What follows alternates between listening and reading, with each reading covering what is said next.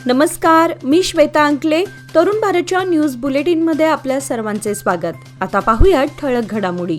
बेळगाव तालुक्यातील सामरा येथे चोरट्यांनी स्टेट बँक ऑफ इंडियाचे एटीएम फोडून मोठी रक्कम लांबवली असल्याची घटना उघडकीस आली आहे.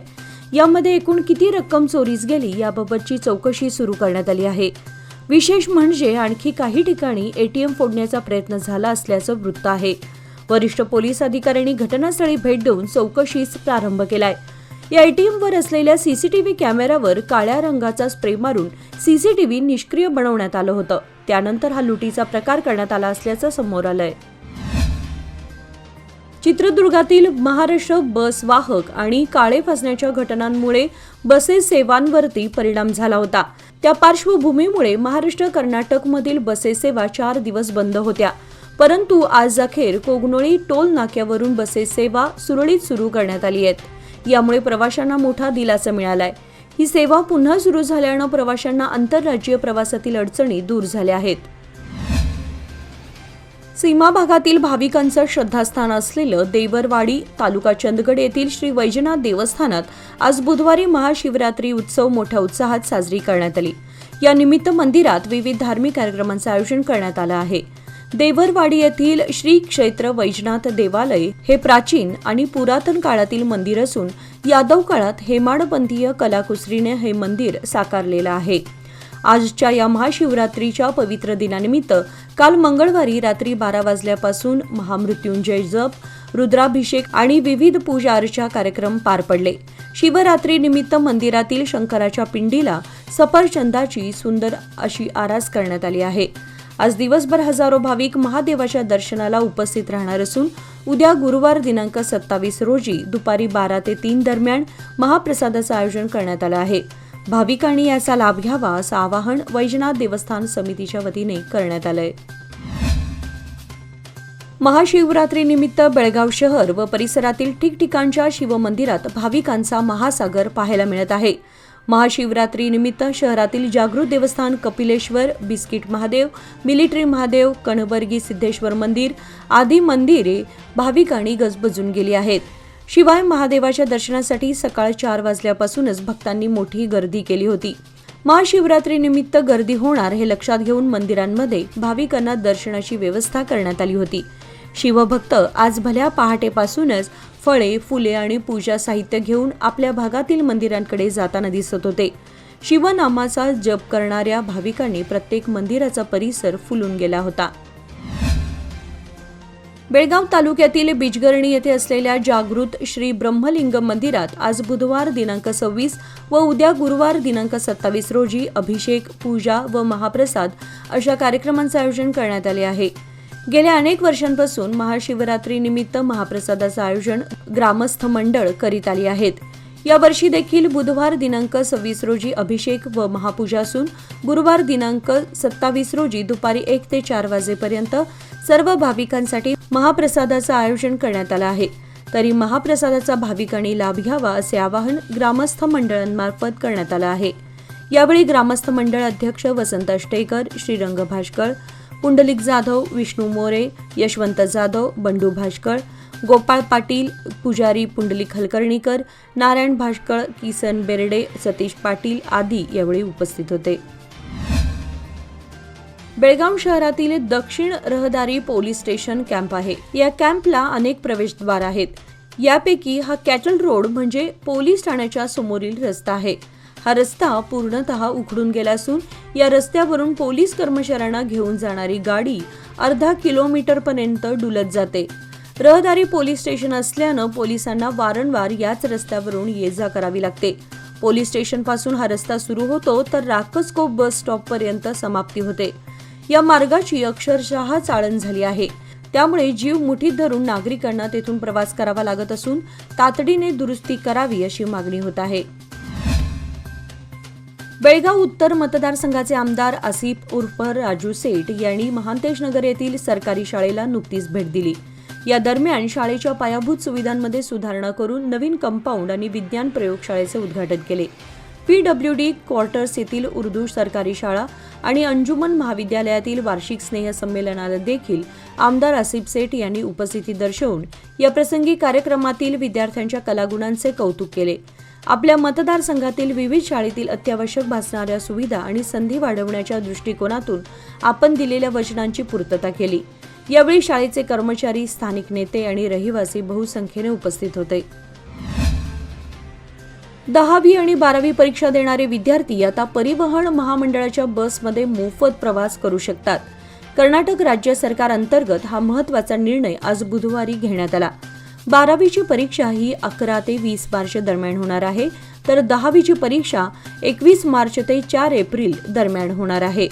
विद्यार्थ्यांच्या निवासस्थानापासून परीक्षा केंद्रांपर्यंत या सेवेचा उपयोग होणार आहे। यासाठी विद्यार्थ्यांकडे परीक्षा प्रवेश तिकीट असणं गरजेचं आहे। वाढत्या वीज बिलाने त्रस्त असलेल्या नागरिकांना आता आणखी एक शॉक बसणार आहे। कर्नाटक विद्युत नियामक मंडळाने वीज बिल वाढ करण्याची तयारी सुरू केली आहे। आक्षेप नोंदवण्यासाठी उद्या गुरुवार दिनांक 27 रोजी हुबळी येथे बैठक बोलावण्यात आली आहे। नागरिक, उद्योजक, व्यापारी यांचे आक्षेप नोंदवल्यानंतर 1 एप्रिल पासून नवी दरवाढ होण्याची शक्यता आहे। त्यामुळे येत्या काही दिवसात दरवाढ होणार हे निश्चित आहे। राज्यात 1 एप्रिल पासून दरवाढ केली जाते। सध्या गृहज्योती योजनेमुळे वीज बिलाची रक्कम कमी येत आहे, परंतु मर्यादेपेक्षा अधिक वापर झाल्यास पूर्ण बिल दिलं जात आहे। सध्या उन्हाच्या झळा वाढल्या असल्यानं विजेचा वापरही वाढलाय, त्यामुळे बिलाचा आकडा दुप्पट झाल्यानं नागरिक चिंतेत आहेत। दरवर्षीप्रमाणे यावर्षीही बेळगावातील नार्वेकर गल्लीतील ज्योतिर्लिंग देवस्थानात महाशिवरात्र मोठ्या उत्साहात साजरी करण्यात आली। विशेष म्हणजे ज्योतिर्लिंग देवस्थानातील प्रयागराजला गेलेल्या भक्तांनी तिथून येताना गंगा, यमुना, सरस्वती, त्रिवेणी संगम, गोदावरी, अयोध्या, काशी येथील तीर्थ आणलं असून त्या तीर्थाचे मंदिरात गंगा पूजन करून ज्योतिबा देवाला आणि महाकालेश्वरला जलाभिषेक घालण्यात आला। त्यानंतर ब्राह्ममुहूर्तावरती लघुरुद्राभिषेक करून महाकालेश्वरची मंदिरात आकर्षक अशी डोळ्यांची पारणे फेडणारी महाकालेश्वरची प्रतिकृती साकारण्यात आली। त्यानंतर सर्व भक्तांना तीर्थप्रसादाचे वाटप करण्यात आले। ज्योतिबा मंदिरात साकारण्यात आलेली महाकालेश्वरची प्रतिकृती ही सर्व भक्तांना पाहण्यासाठी खुली आहे, त्यामुळे सर्व भक्तांनी या दर्शनाचा लाभ घ्यावा असं आवाहन दादा महाराज अष्टेकर भक्त मंडळातर्फे कळवण्यात आलं आहे। बेळगाव जिल्हा पंचायत हॉलमध्ये आरोग्य विभागाच्या राष्ट्रीय आरोग्य मोहीम कार्यक्रमाबाबत प्रगती पुनरावलोकन बैठक झाली। जीबी सिंड्रोम हा दुर्मिळ न्यूरोलॉजिकल विकार आहे, ज्यात शरीराची रोगप्रतिकारक प्रणाली बाह्य नाड्यांना हल्ला करते।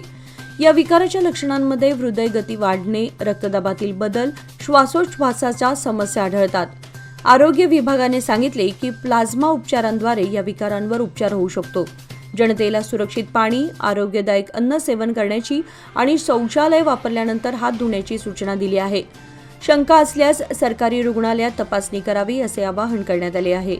आरोग्य विभागाच्या अधिकाऱ्यांना जिल्ह्यातील सर्व पाणी स्रोतांची तपासणी करण्यासाठी ग्रामपंचायत स्तरावर अहवाल सादर करण्याचे निर्देश राहुल शिंदे यांनी दिले आहेत। प्राचीन मंदिराचा वारसा सांगणाऱ्या बिस्किट महादेव मंदिरामध्ये शिवभक्त भाविकांनी महाशिवरात्रीनिमित्त दर्शनासाठी आज सकाळपासूनच मोठी गर्दी केली होती। आज सकाळपासूनच भाविकांनी श्री महादेव मंदिरामध्ये रांगा लावून महादेव शिवलिंगाच्या दर्शनाचा लाभ घेतला। 1 शतकपूर्ती प्राचीन इतिहास लाभलेल्या या मंदिरातील शिवलिंग असून भाविक मोठ्या श्रद्धेने या मंदिरामध्ये दर्शनासाठी येत असतात।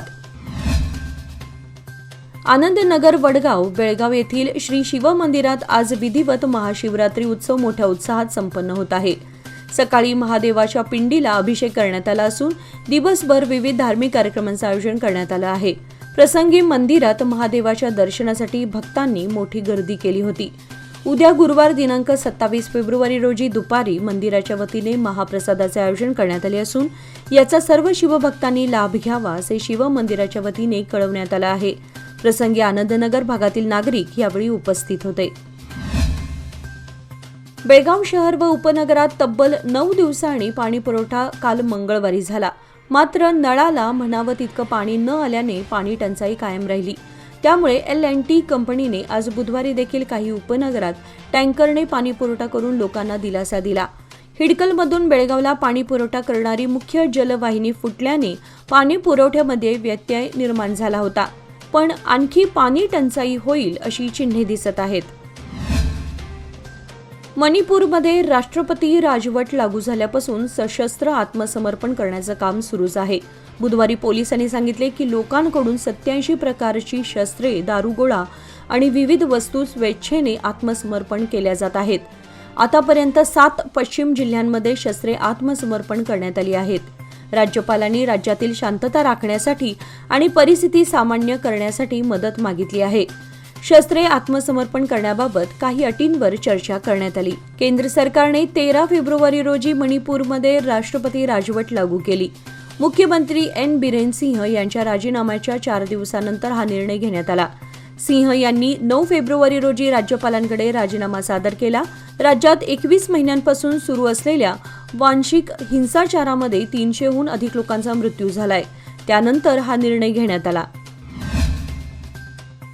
शेतकऱ्यांच्या विविध समस्या तात्काळ निकालात काढण्यासाठी हुबळी येथील हेस्कॉम कार्यालयावर कर्नाटक राज्य रयत संघटनेतर्फे मोर्चा काढण्यात आला. संबंधित अधिकाऱ्यांनी शेतकऱ्यांच्या समस्या सोडवण्याची ग्वाही दिल्यानंतर मोर्चा आणि आंदोलन मागे घेण्यात आले. संघटनेचे राज्य कार्याध्यक्ष राजू पवार यांनी दरवर्षी अनेक शेतकऱ्यांचे शॉर्ट सर्किटने ऊस जळत आहेत, त्या ऊसाला नुकसान भरपाई मिळाली पाहिजे. शेतकऱ्यांना पाणी पुरवठ्यासाठी 12 तास वीज मिळावी. अथणी, कागवाड, चिकोडी भागातील शेतकऱ्यांच्या पाईपलाईनचे विनाकारण 30 कोटी रुपये बिल आले आहे, ते बिल माफ झाले पाहिजे. अन्यथा भविष्यात रयत संघटना रस्त्यावर उतरून आंदोलन करणार असल्याचंही त्यांनी सांगितले. हेस्कॉमचे मुख्य कार्यकारी अधिकाऱ्यांनी शेतकऱ्यांच्या विविध समस्या जाणून घेऊन सर्व मागण्या मान्य केल्या. शेतकऱ्यांना 10 तास वीज पुरवठा करण्याचे आश्वासन दिले. त्यामुळे रयत संघटनेने आंदोलन मागे घेतले. याचबरोबर आजचे बातमीपत्र इथे संपले. अधिक माहिती आणि ताज्या घडामोडींसाठी पाहत रहा तरुण भारत न्यूज चॅनल. तसेच आमच्या चॅनलला लाईक, शेअर आणि सबस्क्राईब करायला विसरू नका. आणि विश्वासार्ह बातम्यांसाठी दररोज वाचा दैनिक तरुण भारत. धन्यवाद.